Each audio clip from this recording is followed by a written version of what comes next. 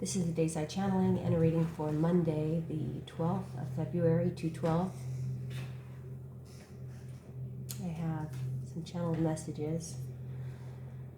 All right. Osmosis was spelled out, and also figs. Osmosis, you could think of when your finger or your body's been pruned in water, been in water for too long, and has that pruned look to it, which is really what a prune is, right? Relating to a fig. And then fishing for information, swimming with the fishes. So all of this is related. Misinformed. Sig and sig, both spellings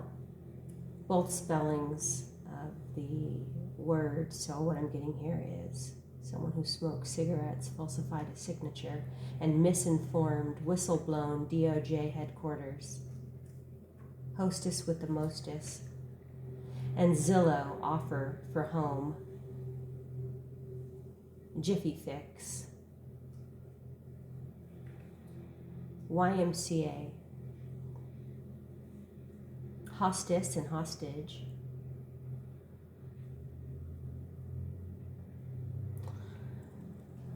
Let's see. Say hi is sorry. Say hi for me from him. So it seems as though someone's being instructed to do that. Gimmick was spelled out. And then Wolf Moon. Something around the Wolf Moon. And here are some names. Morris, Mish or Michael, Joey, Joe, Jojo, and Zoe, Riso, Gus, Igor, Chris, and MMCA.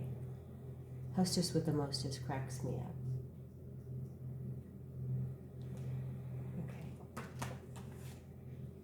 And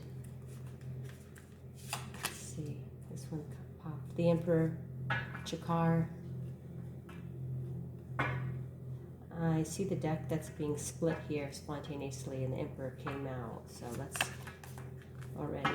see what Spirit wants to show us here.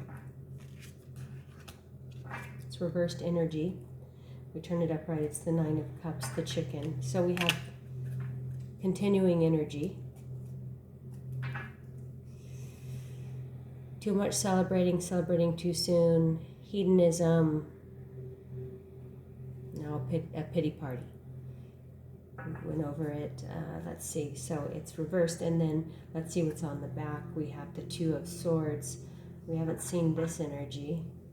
It's the burrowing owl, Two of Swords, upright.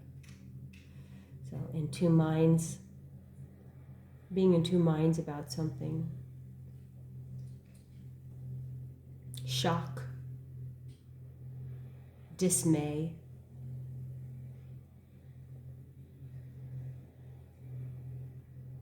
fury, speechless, although there's a lot that you want to say. The beak is open, but maybe too mad to.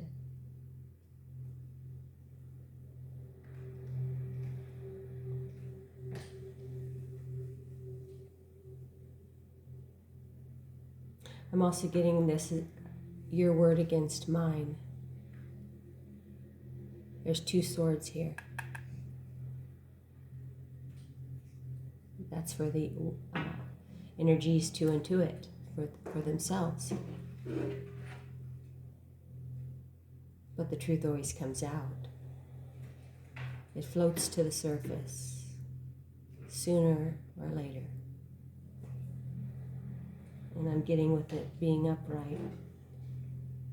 Either that has happened or it's about to float to the surface. Like fish food, which also came out. Floats on the surface, floats to the surface. And then what happens when you put fish food in the tank? All the fish come up to the surface, right? So, by divine design. Let's see what the Two of Swords has to say. So the energy of the mafia, the Illuminati, and organized crime, an organized crime ring is present. The Two of Swords upright says the querent is at an impasse. They cannot reach a decision between two equally favorable choices. The individual must make their decision purely on the basis of intuition. Unfortunately, the longer the querent delays, circumstances will make the choice for them. Yeah. In depth, making unambiguous, straightforward choices, whether on last minute notice or measured thought. The Two of Swords is about making conscious decisions. Life requires taking some risks. The Two of Swords summons one to act to the best of their abilities. If the querent takes too long to decide, life will decide the individual's destiny. This card might indicate psychological or intuitive denial to current circumstances, causing this person to thoughtlessly arrive at a conclusion. It's only by taking leaps of faith that the querent will discover the needed information to fix the problem. The journey might also include reaching out to others for knowledge that could clarify the situation for the individual and lead them to a solution. The Two of Swords might also point to an entirely separate problem, that of making too many brash decisions. It asks the individual to pause and thoroughly evaluate a situation before jumping to a conclusion. Unlike most birds, the burrowing owl spends a lot of time underground, though it spends most of its time above the surface during the daylight hours. Interestingly, because burrowing owls stay underground for extended periods of time, they have a higher tolerance to carbon dioxide than other birds. So osmosis. The burrowing owl has been decreasing in population, mostly due to human activity, but they are adapting and can be found at airports, golf courses, vast open lots, industrial parks, highways, and among a plethora of other locations where the land is flat, open, and sparse. In all of these areas I just mentioned, organized crime has played a role. Or they've played a role in the organized crime of this situation, this unfolding situation.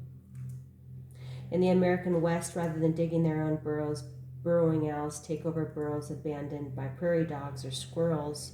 But as human encroachment has also affected the prairie dog and squirrel populations, abandoned burrows are less plentiful. In line with the lesson of the Two of Swords, the burrowing owl must analyze conditions on the surface to decide whether to emerge or stay underground.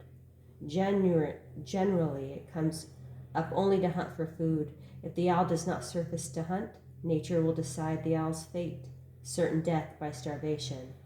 The burrowing owl must continually take leaps of faith into the unknown landscape above ground to survive. By repeatedly going atop, the owl learns to better adapt and survive the elements as its newly acquired knowledge of the surface world makes that environment more predictable and more manageable. This also applies to humans who decline to emerge from their safety zones to live life. The querent must learn to be more like the burrowing owl, holding on to their personal power and making their own life decisions, rather than being left incapacitated in fear and uncertainty. The querent must make decisions before life makes decisions for them. So really what I'm getting with all of that is also coming clean. Coming clean. Will you or won't you?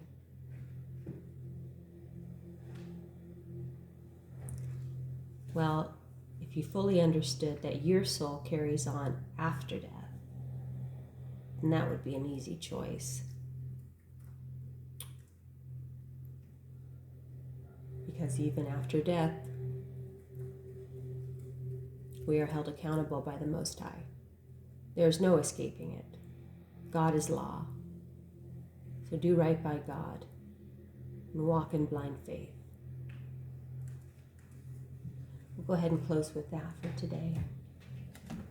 Namaste.